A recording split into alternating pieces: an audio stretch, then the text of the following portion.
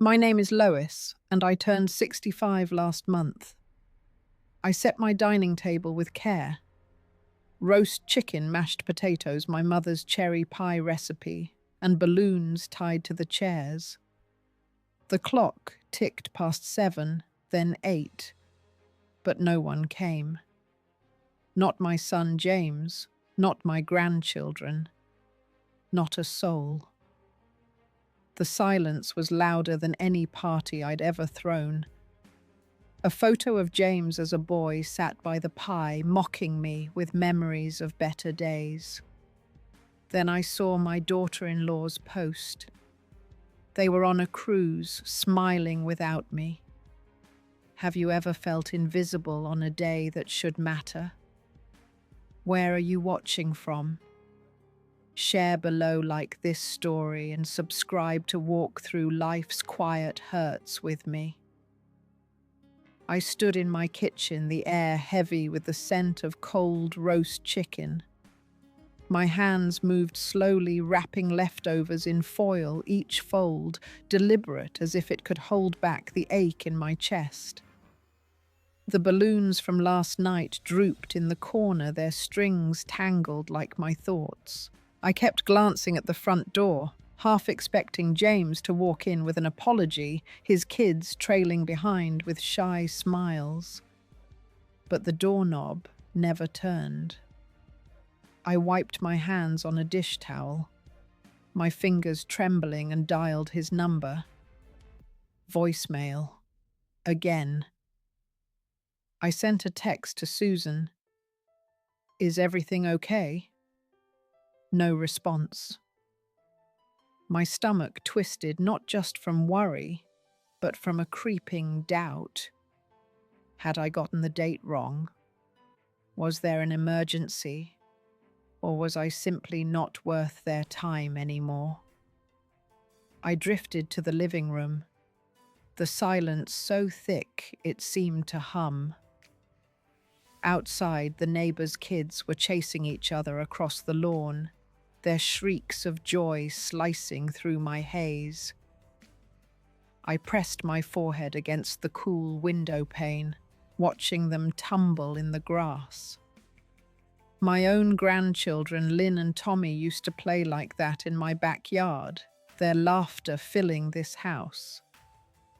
When did that stop? I couldn't pinpoint the moment, and that scared me.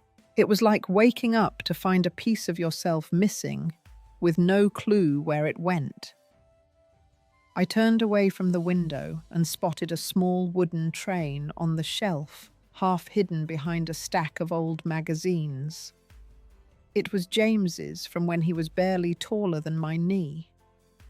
I picked it up, the wood smooth under my fingers, worn from years of his small hands. I could still see him pushing it across the living room floor, making choo-choo noises while I clapped. We'd spend hours building tracks from sofa cushions, plotting adventures to imaginary towns. He'd look up at me, eyes bright, and say, "Mama, you're the best station master." I smiled at the memory, but it stung sharp and sudden. Where was that boy now? The one who promised in a scrawled birthday card to always make my days special. The doorbell jolted me. I set the train down, my heart leaping with foolish hope. Maybe it was James. Maybe they'd come after all.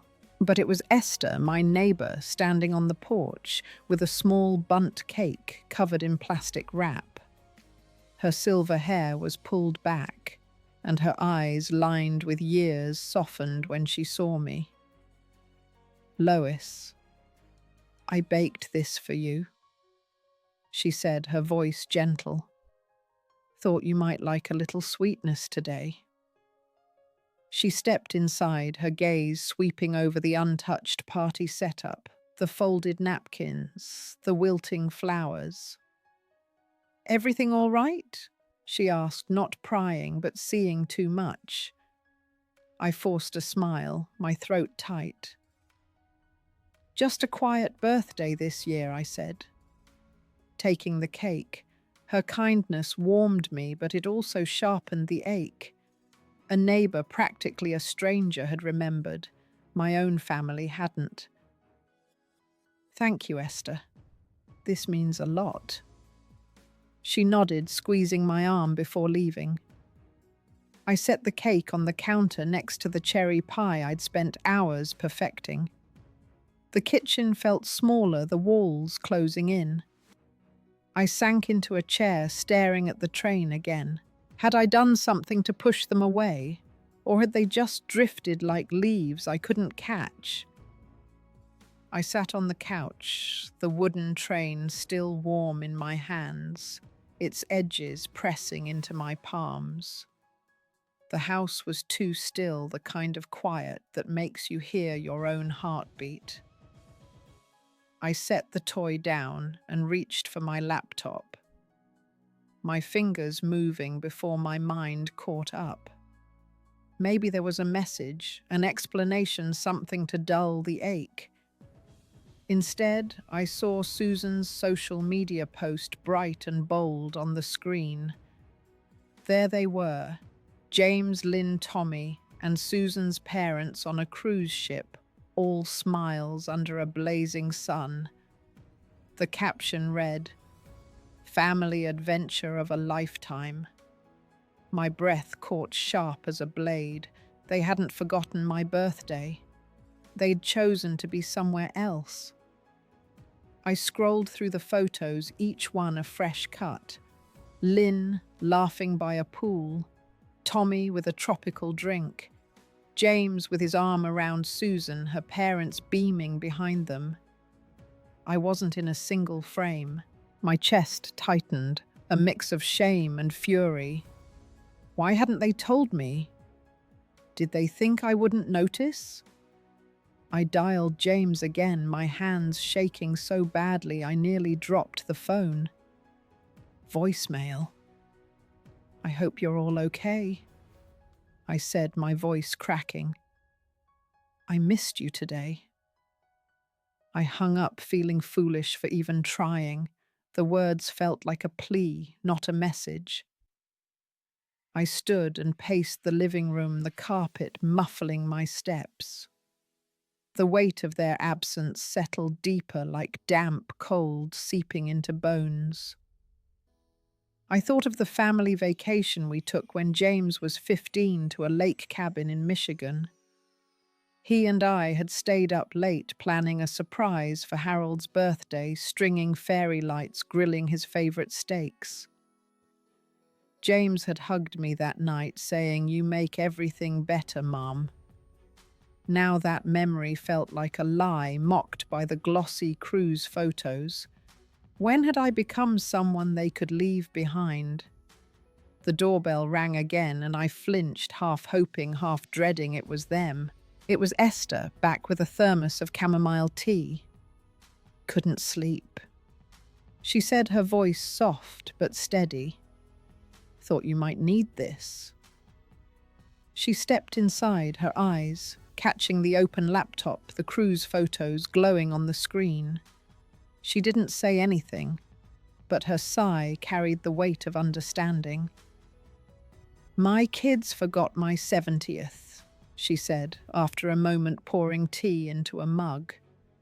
Hurt like nothing else. "But you keep going, Lois. You do." Her words were a lifeline, but they also burned. A neighbor saw my pain. My family didn't.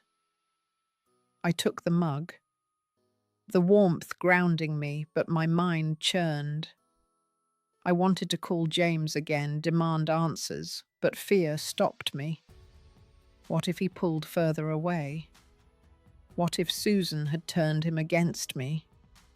I thanked Esther, my voice barely above a whisper, and she left her footsteps fading down the porch steps. Alone again, I opened a kitchen drawer and found my mother's handwritten recipe card for her cherry pie. Her careful script urging me to hold family close, but let them go when they drift. I clutched it, my eyes stinging. They'd drifted so far, and I didn't know how to pull them back, or if I even could.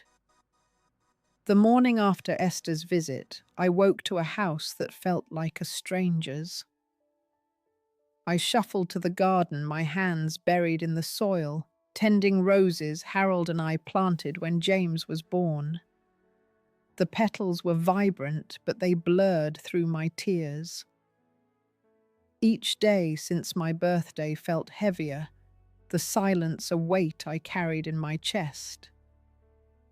I watered the plants, my movements mechanical, trying to lose myself in routine. But the hurt clung stubborn like damp earth under my nails. I kept my phone face down on the porch, afraid of more silence, afraid of what I'd find if I looked. As I pruned a thorny stem, I overheard voices from the neighbor's yard, 2 women chatting over coffee, their words drifting over the fence. "Did you see Susan's cruise photos?" The whole family looked so happy. The other laughed. Lucky them. Poor Lois, though, all alone on her birthday. My shears froze mid-cut. Poor Lois. The pity in their tone burned sharper than any thorn. They didn't know I was listening, didn't know their words were salt in an open wound. I wanted to shout, to tell them I wasn't pitiful, but my throat closed up.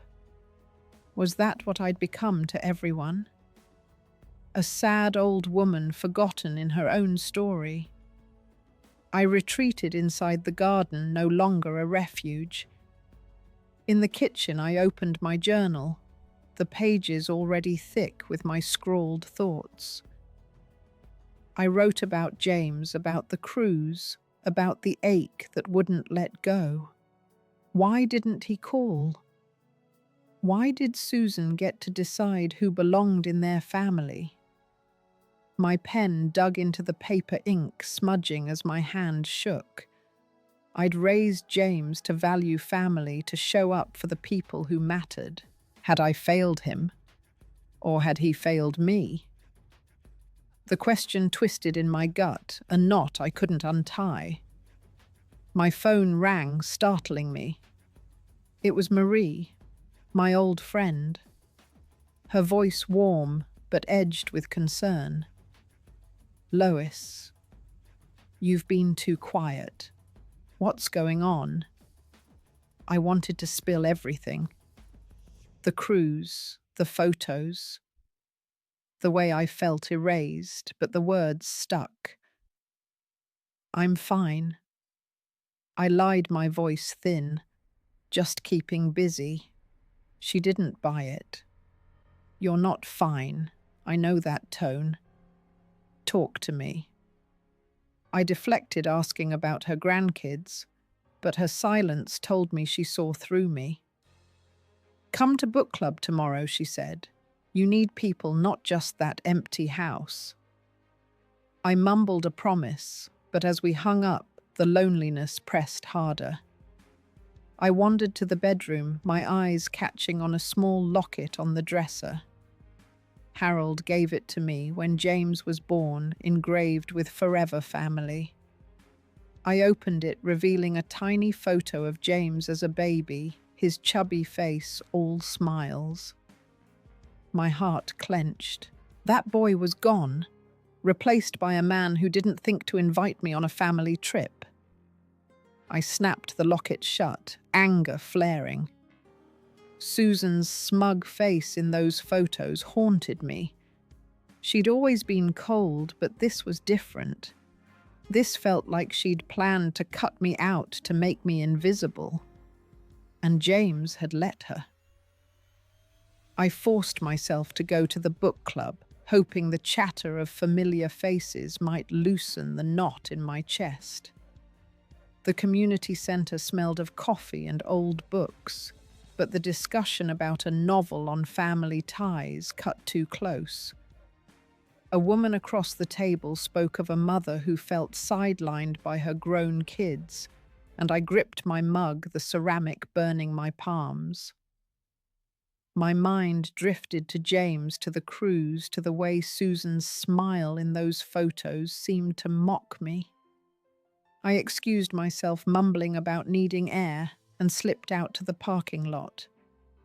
The evening air was cool, but it did nothing to ease the heat of my thoughts. Back home, I checked my phone and saw a missed call from James.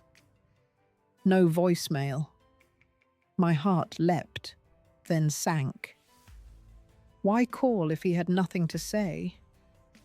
I dialed back, but it rang and rang, unanswered. I sank onto the couch, the cushions sagging under me, and opened a notebook I hadn't touched in years. I started writing a letter to James, one I knew I'd never send. The words poured out raw and jagged. When did I stop mattering to you? When did Susan's family become more important than me? My pen faltered ink, blotting the page. I wanted to scream at him, to demand why he'd let her erase me, but the thought of his silence stopped me cold. I moved to the kitchen, scrubbing counters that were already spotless, as if I could scrub away the hurt. My eyes kept darting to the phone, willing it to ring, to give me something other than this void. Then a text came through, not from James, but from Lynn. "Sorry we missed your birthday, Grandma." It read formal and brief, like a note written under duress. I stared at it, my throat tightening. Lynn. My sweet girl who used to braid my hair and beg for stories now sounded like a stranger. I could almost hear Susan dictating the words, her voice sharp and controlling. The thought made my skin prickle with anger. But beneath it was a deeper ache. Lynn was slipping away too. I wandered to the spare room where an old answering machine sat on a shelf, a relic from before cell phones. I pressed play, not sure why, and Harold's voice filled the room, steady and warm. "Lois, we're stronger than any storm." He said, a message from years ago about facing tough times together. I sank to the floor, clutching my knees.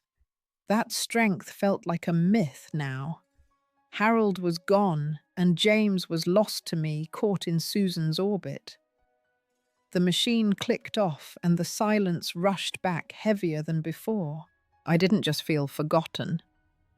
I felt betrayed, like my own son had chosen to let me fade.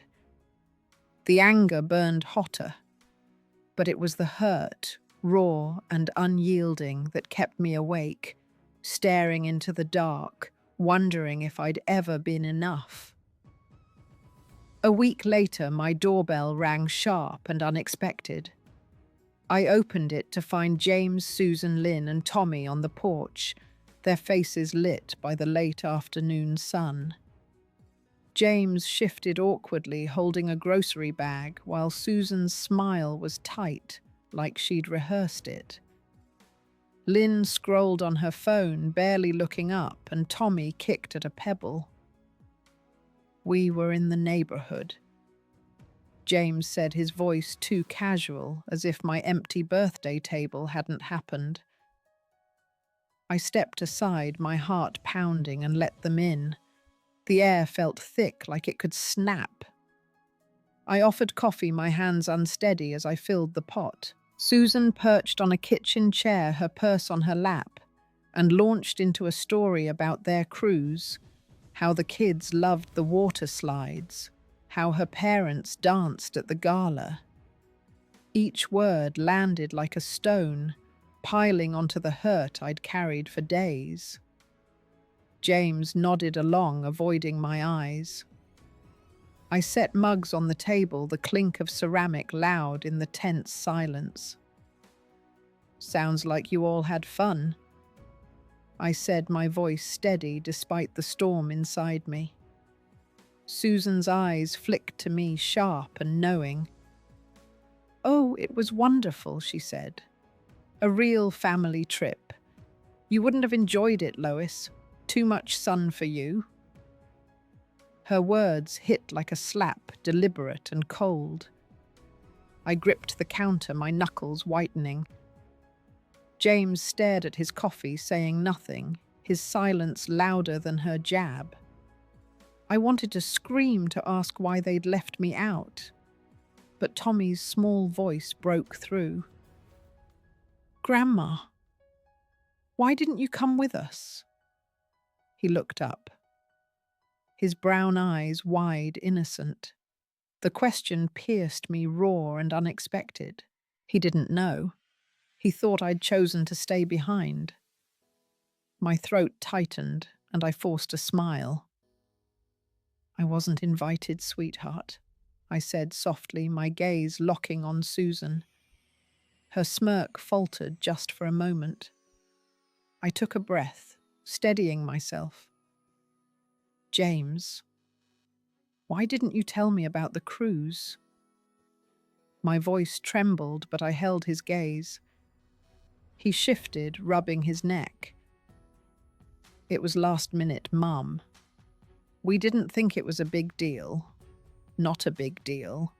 My 65th birthday, the one I'd spent alone, surrounded by food I'd made for them. I turned to Susan. You knew I was planning a party. Why didn't you say anything? She leaned back, crossing her arms. Lois, you're always so busy with your garden and your book club. We figured you wouldn't mind. Her tone was smooth, like she'd practiced this excuse, but her eyes glinted with something harder. My chest burned a mix of fury and heartbreak. I thought of the promise James made after Harold died. His voice thick with grief. I'll always take care of you, Mum. Now he sat there, letting Susan rewrite our family, letting her push me out. I wanted to shake him to make him see me, but his silence was a wall I couldn't climb. Susan's purse caught my eye, a shiny cruise ship magnet, clipped to the strap, glinting like a trophy of my exclusion.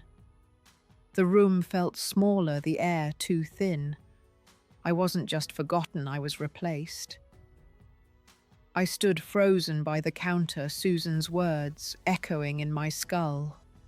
Too much sun for me. My pulse roared, drowning out the hum of the refrigerator. I turned to James, my voice low but shaking. You knew I was waiting for you. All of you. And you didn't even call. He opened his mouth, then closed it, his eyes darting to Susan. She laughed a sharp, brittle sound. Lois, don't make this a scene. You're too old for cruises, and honestly, we needed a break from your fussing. Her words sliced each one a deliberate cut, and the room tilted. I slammed the coffee pot down, the clatter echoing like a gunshot. Lynn looked up from her phone, startled, while Tommy shrank in his chair. A break from me? I said, my voice rising despite myself. I spent hours cooking, decorating, hoping my family would show up. And you were all sipping cocktails, pretending I don't exist. Susan rolled her eyes, leaning forward. You're so dramatic. We didn't think you'd care this much. It's just a birthday. Just a birthday. My 65th, a milestone I'd wanted to share with the people I loved most, reduced to nothing. I turned to James, my heart pounding so hard I thought it might burst. Say something, I begged. Tell me why you let this happen. He rubbed his face, his shoulders slumping. I'm sorry, Mum. He mumbled, barely audible. It wasn't meant to hurt you. His apology was a hollow thing, stripped of weight. Susan smirked, adjusting her purse, and I saw it again, that cruise magnet glinting like a badge of her victory. My hands shook, rage and grief colliding. I wanted to tear it off, to throw it across the room, but I stood rooted, my breath shallow. Then it hit me, a memory so vivid it stole my air. My mother, frail in her hospital bed, her hand gripping mine. "Don't let anyone make you feel small. Lois." She'd whispered, her voice fierce despite her fading strength. Now, standing in my own kitchen, I felt smaller than ever, diminished by Susan's cruelty and James's silence. I opened my mouth to speak, to demand the truth, but Susan cut in. "You need to let go, Lois. James has a new family now. We can't always revolve around you." Her words were a final blow, stripping away any pretense.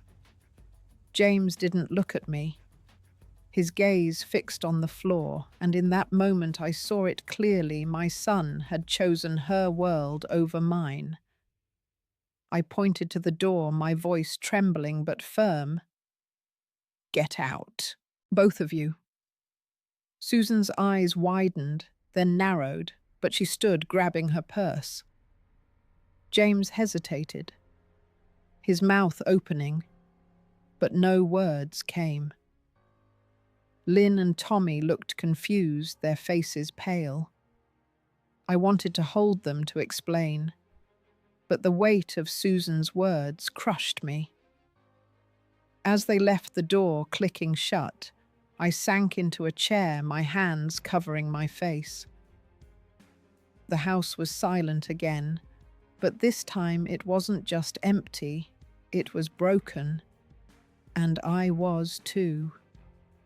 The silence after James and Susan left clung to the house like damp air. I sat at the kitchen table, my hands still covering my face. The echo of Susan's words, "New family revolve around you," cutting deeper with each replay. But something shifted inside me, a spark beneath the rubble of my hurt. I couldn't keep shrinking, couldn't let her rewrite my place in my own family. I stood, my legs unsteady, and walked to my study, the small room where I kept my journals and old keepsakes. The walls were lined with shelves, cluttered with decades of memories. But I needed something concrete, something to anchor me.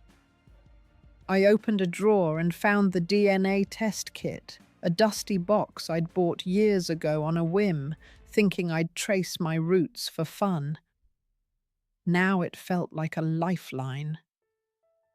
My hands trembled as I read the instructions, my mind racing with a possibility I hadn't dared voice. What if Susan's hold over James was built on secrets?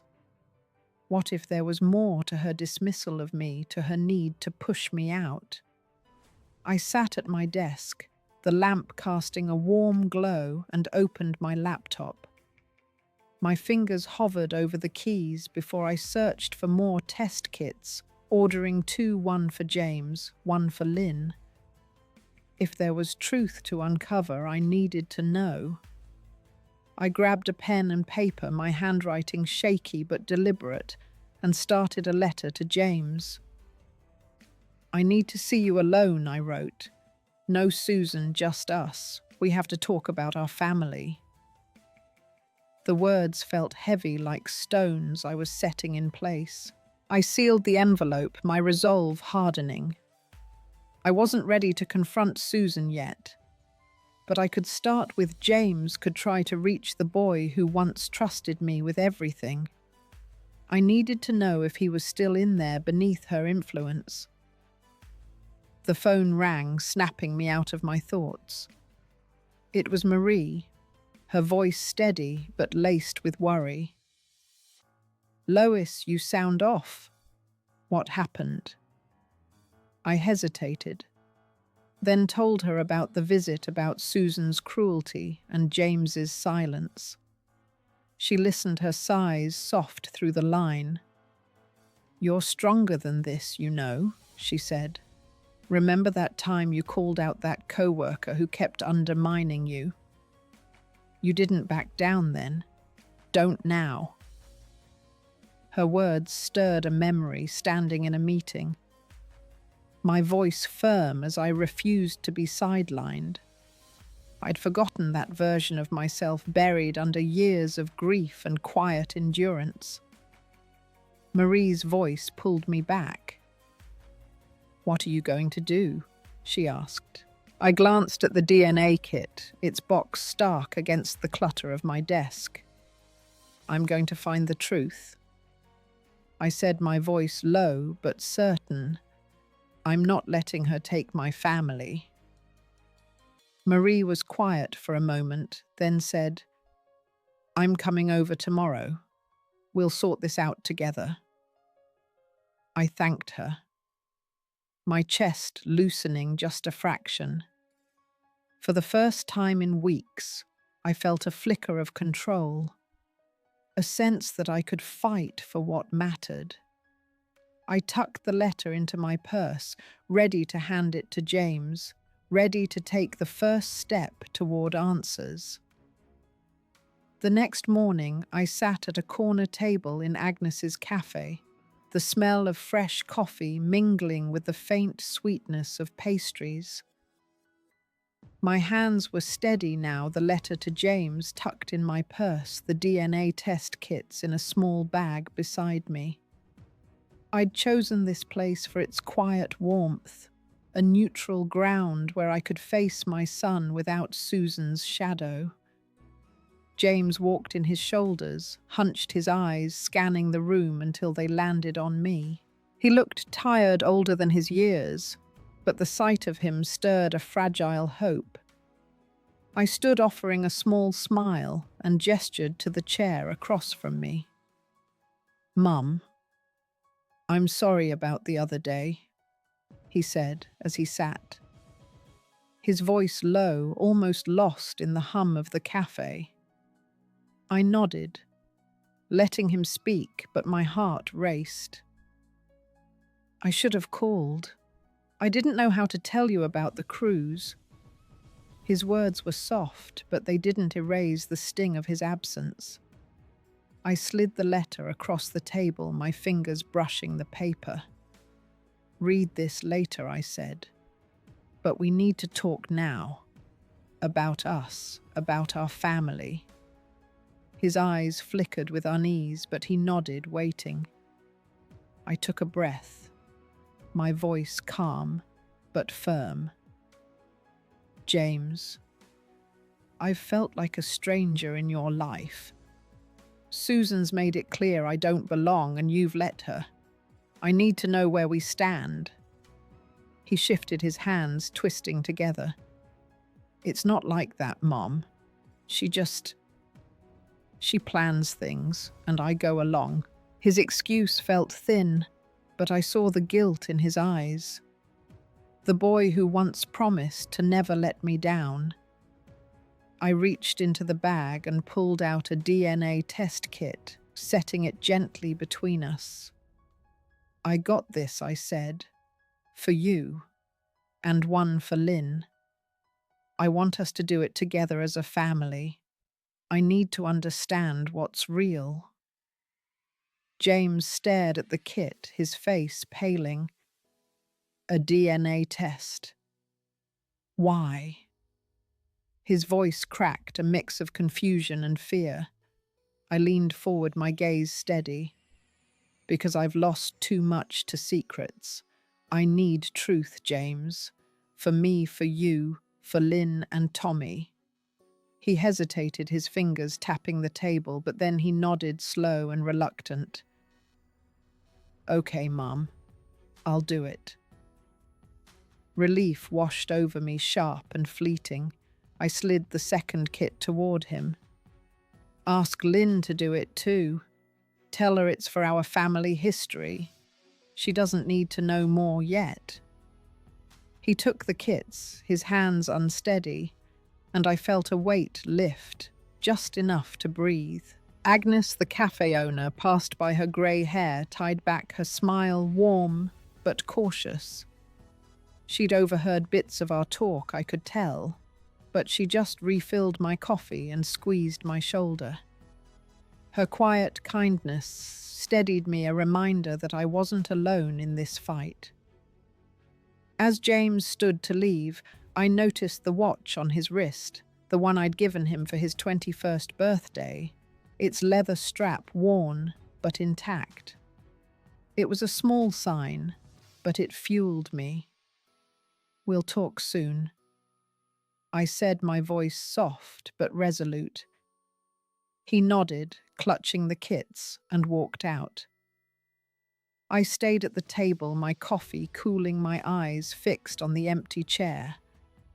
For the first time in weeks, I felt solid, like I was claiming my place again, one quiet step at a time. 3 weeks after our cafe meeting, the DNA test results arrived in a plain white envelope, its weight heavier than it should have been. I sat at my dining table, the same one that stood empty on my birthday, and stared at the unopened package. My fingers traced the edges, hesitating as if delaying could change what was inside. I'd mailed the kits after James and Lynn agreed to take them, but now, with the truth so close, my stomach churned. What if I'd gone too far? What if this broke us for good? I took a breath, slit the envelope and unfolded the papers. The words blurred at first, my eyes struggling to focus. Then they sharpened and my breath stopped. Lynn wasn't James's biological daughter. The numbers and graphs confirmed it, cold and undeniable. Susan had kept a secret, one that spanned years, one that reshaped my family without my knowing. I reread the results, my hands trembling, searching for a mistake, but there was none. My granddaughter, the girl I'd rocked to sleep, wasn't tied to James by blood. The realization hit like a slow wave, not crashing but sinking deep, pulling me under. I leaned back in the chair, the room too quiet. My mind flashed to Susan's guarded glances over the years, her quick dismissals whenever I asked about Lynn's early years. I'd thought it was just her prickly nature, but now those moments felt like clues I'd missed. I stood, needing to move, and walked to the living room, where a stack of old photo albums sat on a shelf.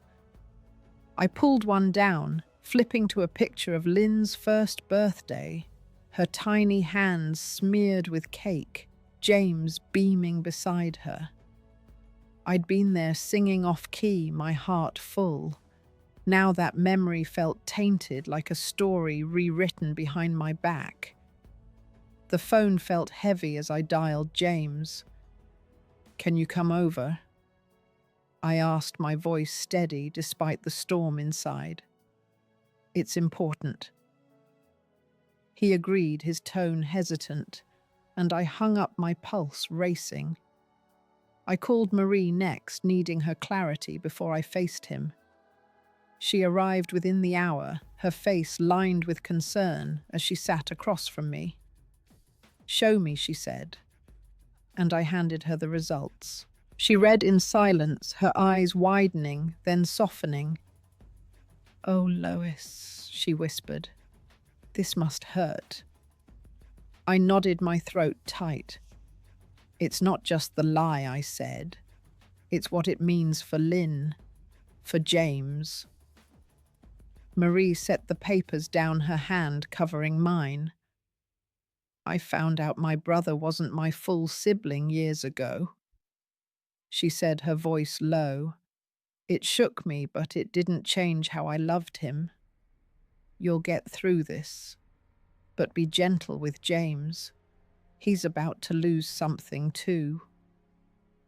Her words grounded me, reminding me this wasn't just my pain. I gathered the photo album and the results, placing them side by side on the table. James would be here soon, and I'd have to tell him his daughter wasn't his, that Susan had built their life on a secret. The truth was out, but it felt like a weight. I wasn't ready to carry a truth that could shatter what little we had left. James arrived at my house just as the afternoon light softened, casting long shadows across the kitchen. His face was drawn eyes, heavy with something unspoken. I gestured to the chair across from the photo album, the DNA results folded neatly beside it. "Sit," I said, my voice quieter than I meant. He did, his hands clasped tight, as if bracing himself. I slid the results toward him, my fingers steady now. "Read this," I said. Watching his eyes scan the page, his breath hitched, his shoulders sagging as the truth sank in. Lynn wasn't his by blood. The room seemed to hold its breath with him. Susan burst through the door before I could speak. Her purse swinging, her face flushed. "What's this about Lois?" she demanded, spotting the papers. She snatched them from James, her eyes darting over the words. Her mouth tightened, then opened, but no sound came. She looked at me, her gaze sharp, accusing, but I held it unflinching. "Explain?" I said, my voice low, cutting through the tension. She laughed a brittle sound and tossed the papers onto the table. "It's a mistake. These tests are junk." But her hands shook, betraying her. James looked up, his eyes wet, searching her face. "Susan," he whispered, "is it true?" She froze, her defiance crumbling for a split second before she snapped. "You're believing this over me." Her voice rose, but it lacked conviction. I stood my chair, scraping the floor. "You lied to him." I said, my words cold, deliberate. "You lied to all of us." She turned on me, her face pale. "You had no right to do this, Lois. You're tearing us apart." Her accusations stung, but I didn't waver. James's silence was louder. His head bowed, the papers crumpled in his fist. Lynn's voice broke the standoff, small and trembling from the doorway.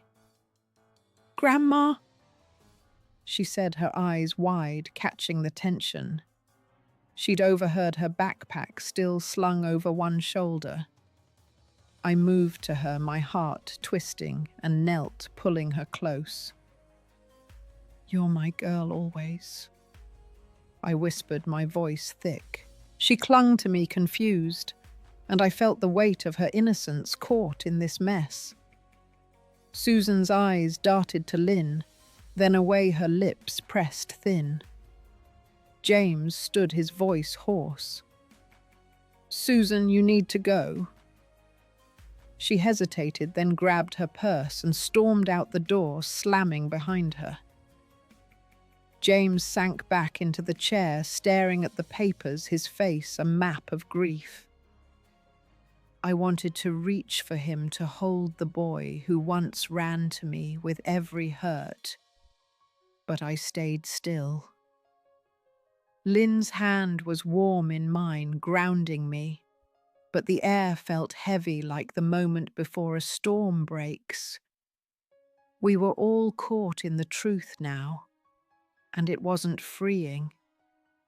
It was a quiet, aching fracture, leaving us to pick up the pieces in silence. 4 months had passed since the truth about Lynn spilled out, and the house felt different now, softer somehow, like it was settling into a new kind of quiet. I sat in my garden, the late summer sun warm on my shoulders, planting a row of pink roses I'd bought on impulse. Their roots sank into the soil as I patted the earth, my hands steady, grounded. James came by often now, usually with Lynn and Tommy, their laughter drifting through the open windows. Susan was gone, living with her parents, and though her absence left a hollow space, it also left room for something new. I wasn't sure what yet, but I could feel it taking shape. I leaned back, wiping dirt from my palms, and watched Lynn chase Tommy across the grass, her ponytail bouncing. She was still my granddaughter blood, or not her smile a mirror of the girl I'd always loved.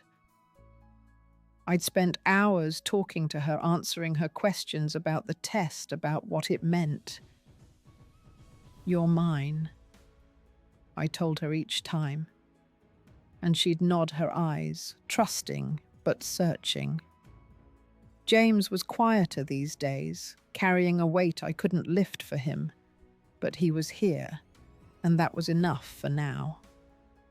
I stood brushing off my jeans and walked to the shed where a small wooden box caught my eye. It was one I'd started for Lynn, filled with mementos. A pressed flower from her first school play. A ticket stub from the zoo trip we took when she was 6. I added a new photo today, one of her and Tommy giggling over ice cream last week. It was my way of anchoring her, of saying family wasn't just roots, but moments we chose to keep.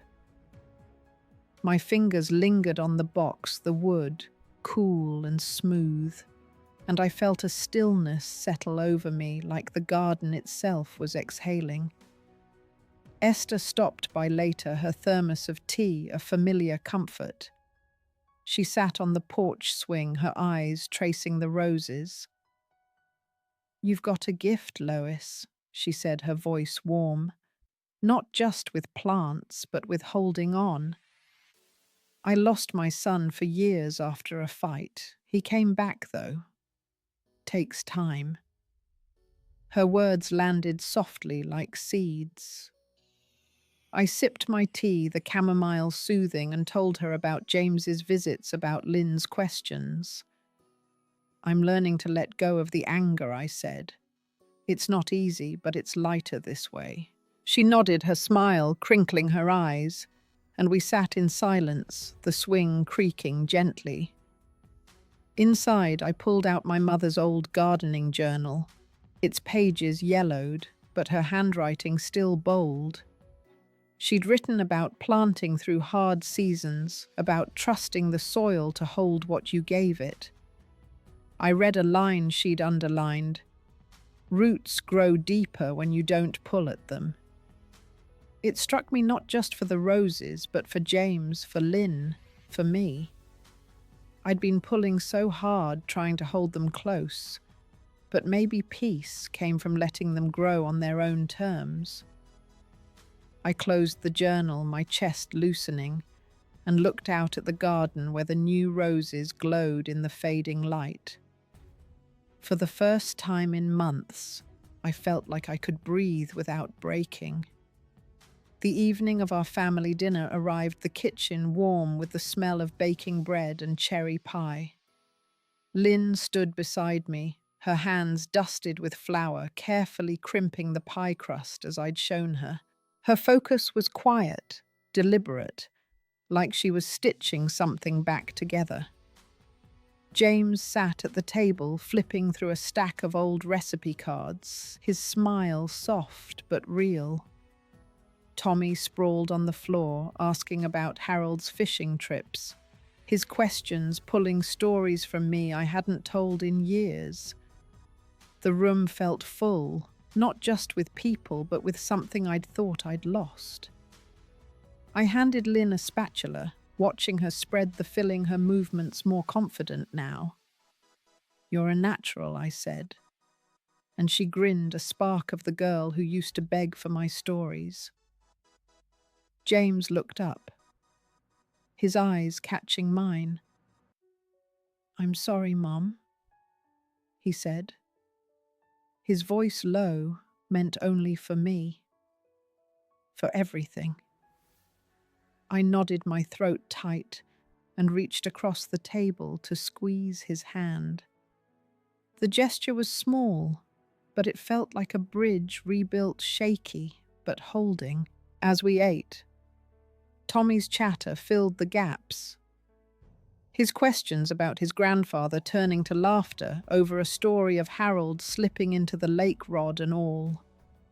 I brought out his old fishing rod, its handle worn smooth, and set it in Tommy's hands.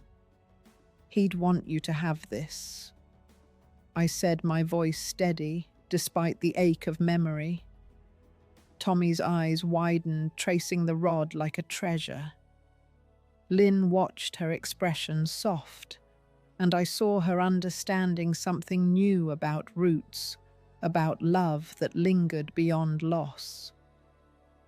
Marie joined us later, her laughter easing the edges of our quiet wounds. Over pie, she shared a story of forgiving her own son after years of silence, her words simple but heavy. "Sometimes you just choose to love them anyway," she said, her eyes meeting mine. I nodded, the truth settling in me. I'd chosen to let go of the anger towards Susan, not for her, but for me, for this table, for these faces. The choice wasn't loud, but it was mine, and it made the air lighter.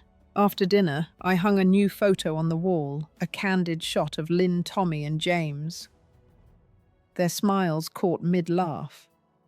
It sat beside an older one, faded but precious from a time when Harold was still here. I stepped back, studying the frames, and felt a quiet shift. The past wasn't gone, but it wasn't all I had anymore. I turned to the window, the night sky deep and still, and stood there, my hands clasped, breathing slow. The house hummed with life again. Not perfect, but enough. I was enough. A year has passed since my 65th birthday, and I'm sitting on my porch as the sun dips low, painting the sky in soft pinks. My 66th was different. James, Lynn, and Tommy were here, their voices filling the house with a warmth I hadn't felt in years. I'm different too. Steadier somehow, though the scars of that empty party still linger faint but present. I've started new habits. Small ones like walking to the senior centre twice a week, where I help serve coffee and listen to stories from folks who've weathered their own storms. It's not grand, but it grounds me, gives me a place to be seen. This morning I visited Harold's grave, the grass now thick over the earth. I sat on a bench nearby, the stone cool under my hands, and told him about our family, how James is finding his way back, how Lynn asks to bake with me, how Tommy carries that fishing rod like a badge. I didn't cry this time. Just spoke quietly, the words flowing like a letter to an old friend. The cemetery was still, but it felt alive, like Harold was listening, nodding in that gentle way he had. I left a single daisy on his headstone, its petals bright against the grey. Back home I opened my journal, its pages nearly full now. I wrote about the senior centre, about a woman named Beatrice, who shared how she rebuilt her life after her kids moved across the country. Her story echoed mine, not in the details, but in the quiet strength it took to keep going. I've learned to savour these moments, pouring coffee for Beatrice, swapping stories with Esther over tea, hearing Lynn laugh in the kitchen. They're small, but they're mine, pieces of a life I'm stitching back together. Esther stopped by this afternoon, her eyes bright, as she handed me a jar of homemade jam. "You're blooming, Lois," she said, gesturing to the roses climbing the fence. I smiled, thinking of the hours I've spent tending them. coaxing life from stubborn soil. She stayed for a while, and we talked about her son, how he calls her now after years of distance. "You don't force it," she said. "You just keep the door open." Her words settled in me, a reminder that I've kept my door open too, for James, for the kids, for myself. I walked to the mailbox, later the evening air cool against my skin. A letter from Lynn was inside, her handwriting neat but hurried. "You're my rock, Grandma," she wrote, and my chest tightened. Not with pain, but with something softer. I tucked the letter into my journal next to a sketch I'd made of the cherry tree I planted last spring. It's small still, but its branches are reaching steady in their growth. I stood on the porch, watching the last light fade, and felt my breath slow, even and calm. The past was still there, but it wasn't holding me anymore.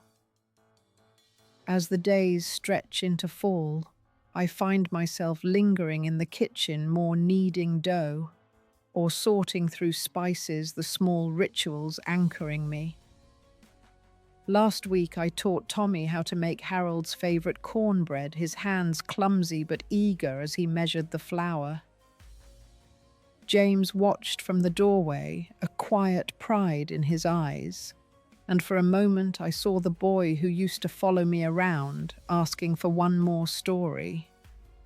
We don't talk about Susan much, but her shadow doesn't loom as it once did. I've let it go, not because she deserves it, but because carrying that anger was like holding a stone I didn't need. I've started volunteering more at the senior center, reading to a group of women whose stories mirror mine, children who drifted promises that faded. One of them, Agnes, told me about losing her daughter to distance, only to find her again through letters written years later. "You don't stop loving," she said. Her voice cracked but sure. "You just learn to love differently." Her words stayed with me, sinking deep, and I realized that's what I've done with James and the kids. Love doesn't demand perfection. It asks for presence, for showing up, even when it's messy. Marie came by yesterday, bringing a quilt she'd finished its patches, a patchwork of her life's moments. We spread it on the couch, tracing the stitches, and she asked how I was holding up. "Better," I said, meaning it. I used to think family was about holding tight, but now I see it's about giving them room to come back. She nodded her hand, brushing mine, and we sat quietly, the quilt warm between us. That silence wasn't heavy. It was full, like the space between breaths when you know you're alive. I've taken to walking the neighborhood at dusk, the streets familiar yet new in their stillness. Last night I passed a house where a family was laughing on the porch, their voices carrying through the cool air. It didn't sting like it once would have. Instead, I thought of my own porch, of Lynn's letter, of James's steady presence. I've learned that pain doesn't erase love. It carves it deeper, makes it stronger. I used to fear being forgotten, but now I know my worth isn't in who shows up. It's in how I choose to live, to keep my heart open to plant seeds, even in hard seasons. The cherry tree in my garden is taller now, its leaves turning gold with the season. I check it daily, not for growth, but for the quiet joy of watching something endure. That's what I've done. I think endured, not with loud victories, but with small, stubborn steps. I'm not the woman who sat alone at that empty table a year ago. I'm Lois, 66, a mother, a grandmother, a woman who's learned to let go of what hurts and hold tight to what heals. What's a moment that taught you to keep going even when it hurt? Share it below. I'd love to hear your story. If this resonated, please like, subscribe, or share it with someone who might need it. Thank you for sitting with me through this journey, for listening to a story that's as much yours as mine.